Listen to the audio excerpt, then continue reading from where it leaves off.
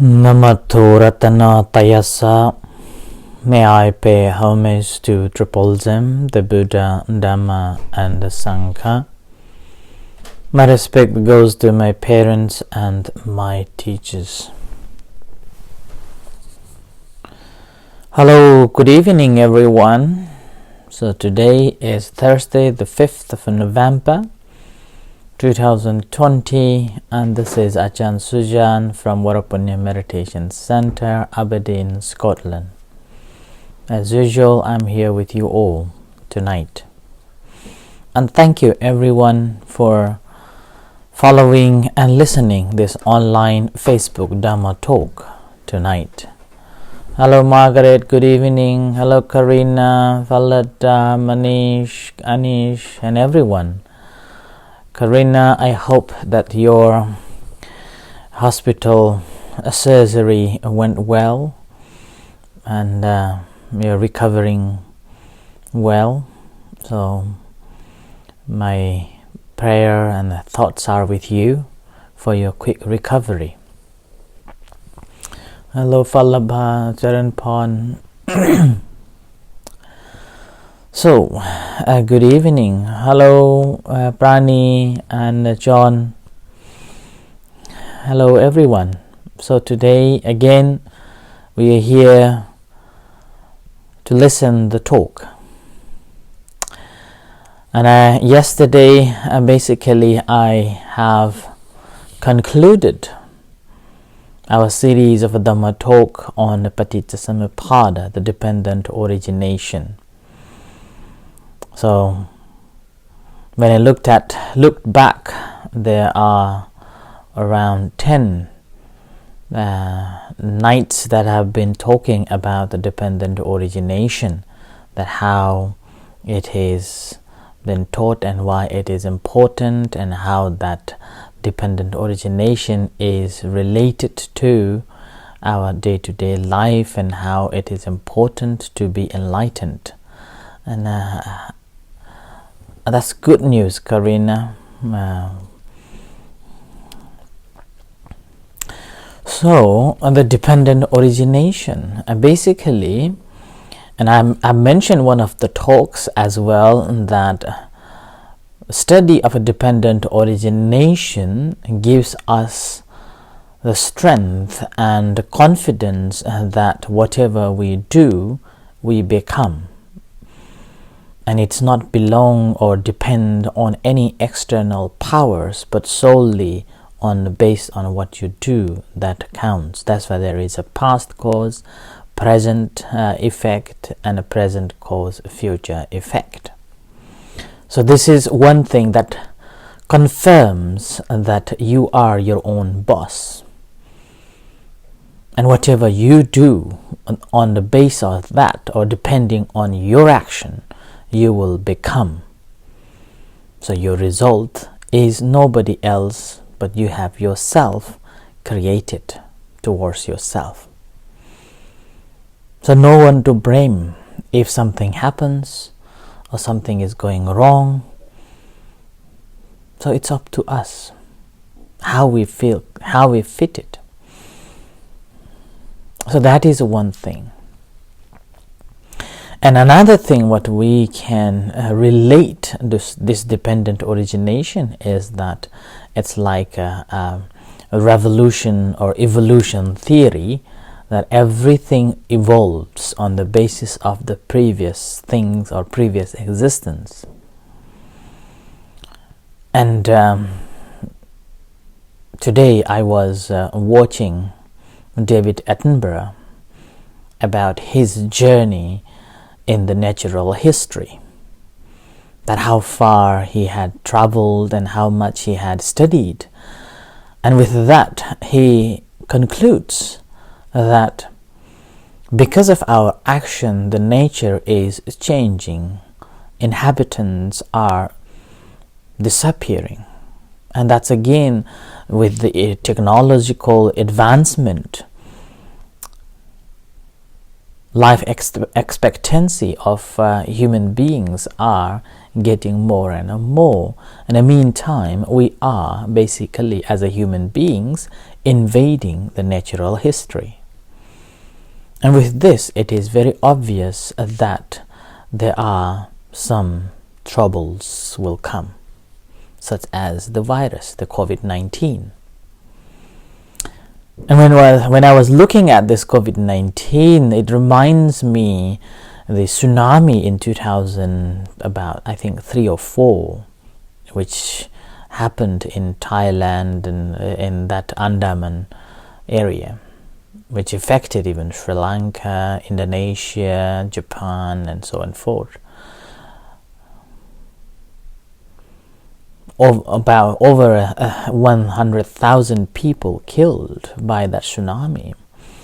And then, well, I was also almost caught into that somehow. I cancelled the trip to Phuket, and that's how I was not involved in the tsunami.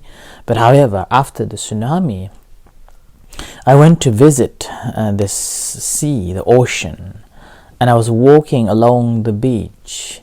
And somehow the beach, or the whole ocean, as the water comes towards the beach, I felt like the water or the ocean is talking to me, saying that it's not me that I have damaged so much. I am very ignorant. It's all about you. You have invaded, and you have done so much dirty things in the world, and that's how it's happened. And it's not me, it's just the nature. And that same feeling, it came to me when I was watching this David Attenborough, that how human beings have invaded the natural inhabitants and the nature in as a whole. It also reminds me the movie called Bee. And in the movie, basically, one bee didn't want to work. And with that, the whole the mass of his friends stopped working, collecting the collecting from the flowers to the flowers. And with that, the whole nature collapsed. Similarly, there is a book on a mountain, and there is a story.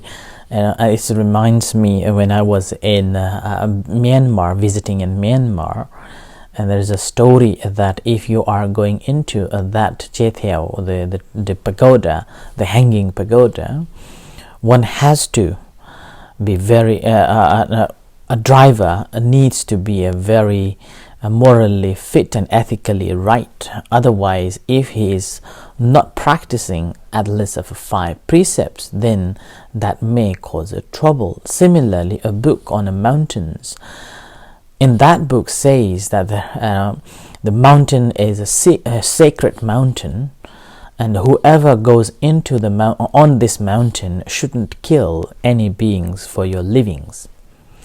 And the story goes on saying that one day there was a man who was climbing up to the mountain, and he went up top to the mountain, and somehow, because of the weather change, like in Scotland, it's been advised whenever you're going into the mountains in Scotland, you need to be prepared. And similarly, and the weather can change and drop, and so easily you were caught up in the wind or rain or the snow. So the story is similar in this case as well, that a man was walking up to the mountains, and suddenly the heavy snow falls, and he couldn't see the way to get down. And all what he did was he just put up his emergency tent in around somewhere to hide from the snow, and caught up in the snow for a couple of days. And all the snacks or all the food that he had, he gradually ate, and then he was out of food. And he was very hungry. And then after suddenly 3 or 4 days later, all the snow just disappeared, and he was able to see the path to get down from the mountains. But he was very tired and he was very hungry. He didn't have any energy. And this mountain has the myth that people should not kill any beings, any conditions. But somehow he was very powerless, and somehow he saw a very fat old rat was just around where he was. And probably this rat was also looking for a warmness next to this man. And because he was so hungry, he simply killed this rat and barbecued and eat. And he was able to get the power and the strength, and he descended down from that mountain. And he almost forgot. After he came down from the mountain, he used his own life. He went on working. He lived normal life, nothing wrong, and he forgot completely. A couple of months later, he was called for the clarification, and he had to stood in the court. And that time he realized that how severe that incident was. He neglected the rule of that mountain, that he killed this rat and eat it. And the case was like this. Because he ate this rat, and this rat was old and cannot travel much and cannot walk around, so this rat obviously was eating the what's called the virus, or the small insects that infects the plants.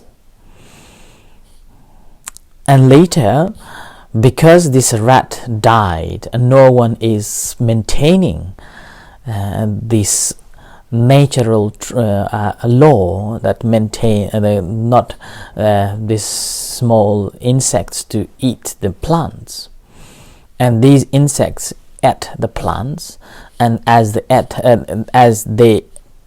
ate the plants couldn't produce any fertilizers, and that's how it spirally it goes down to the whole farming system collapse.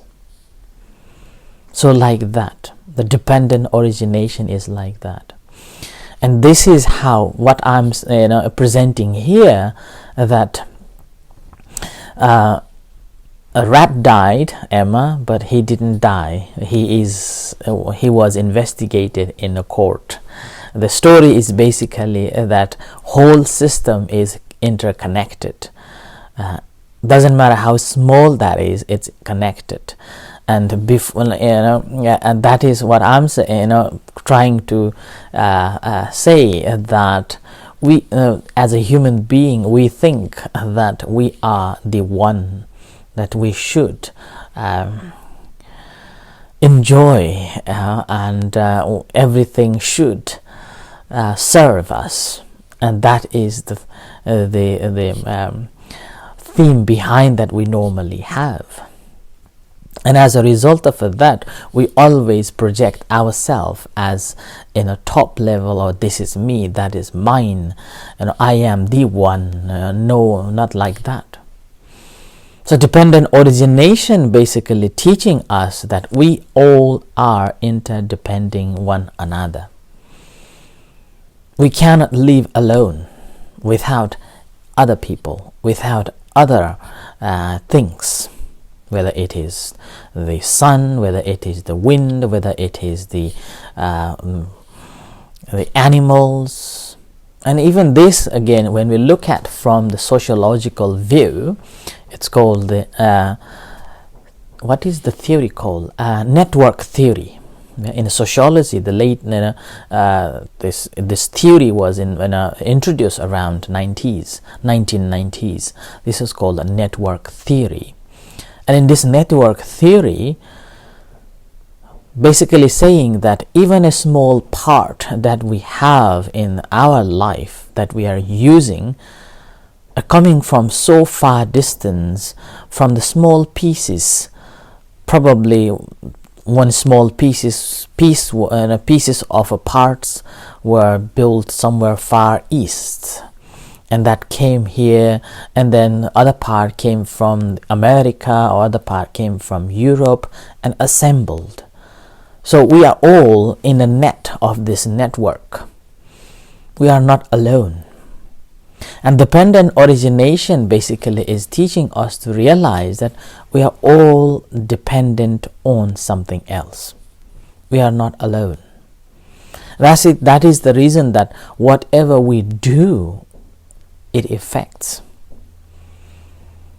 And this effect, basically, as a human, we forgot that whatever I am doing is for my own sake, for my own benefit, and forgetting the connection with other members of the community or other members in the country or the environment or the animals or the whole system. And that is how we are in the process of facing more troubles after troubles. And this coronavirus is also part of it. And I think coronavirus probably, in my own words or my own feeling, is saying, "Oh, it took me so long to come. I'm not going quickly, and I will be with you all for a longer time." And probably that is the reason why even the WHO has announced that it probably will continue until 2022. So that is how it works. So we all interconnected, and this again, a spread of this coronavirus also is connected. Depending on someone, it is spreading to one another. And all what we need is all the instructions we got in order to take control over this coronavirus is disconnect the chain. Yeah. So like that. But basically my point that I wanted to express today, or want to share with you all, that we are again depending on so many other factors. We are not alone.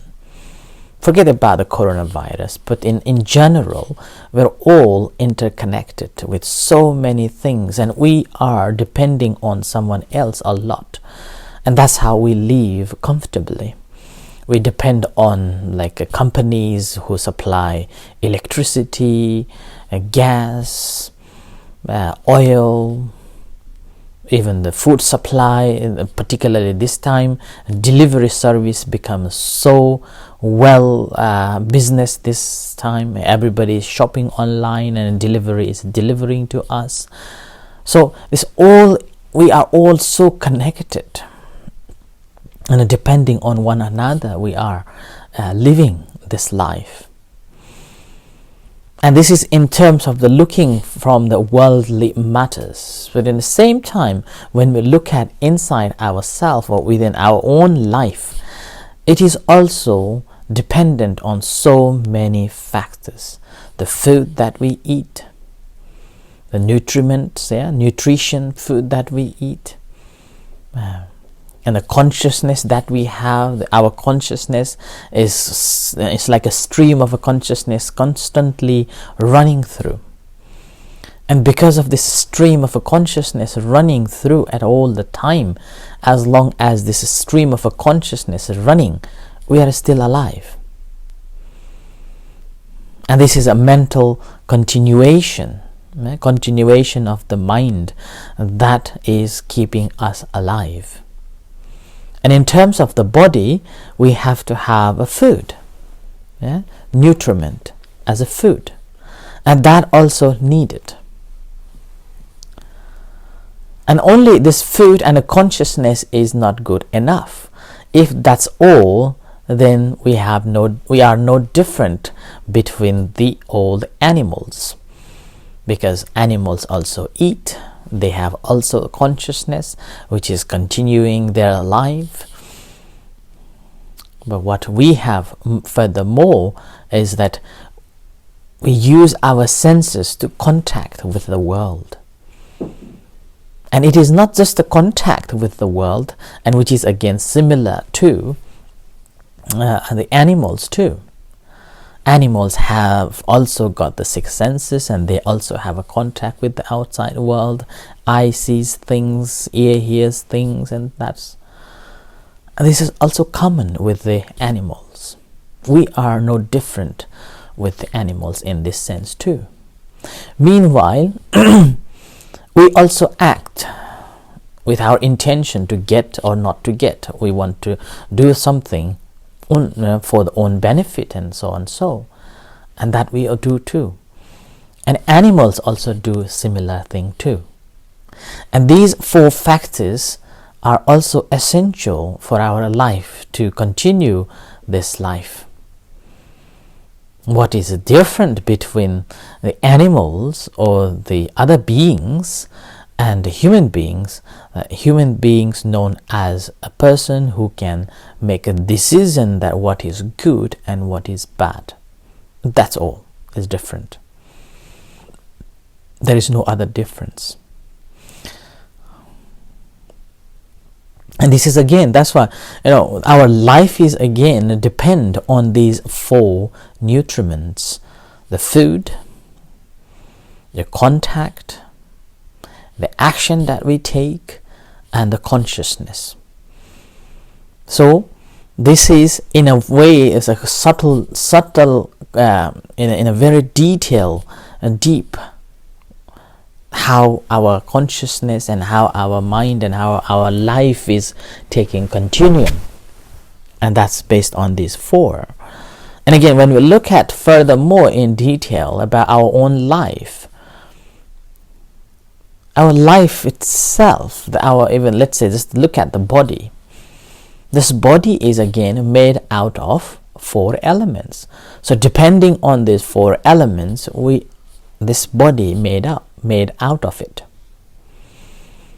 And sometimes the temperature can be changed, and as a result we got the flu. Sometimes the food that we eat may not be conducive for our physical body, and that's how again we got the food poison. Or not only the food poisons that damages our other organs, and that's how we got so many other diseases. Sometimes can be very severe, and these all are related in one another, but we have no control over it. So the study of the paticcasamuppada, or the dependent origination, is basically knowing that we are interconnected with the whole system of this cycle of what's called a natural habitat, or the whole nature.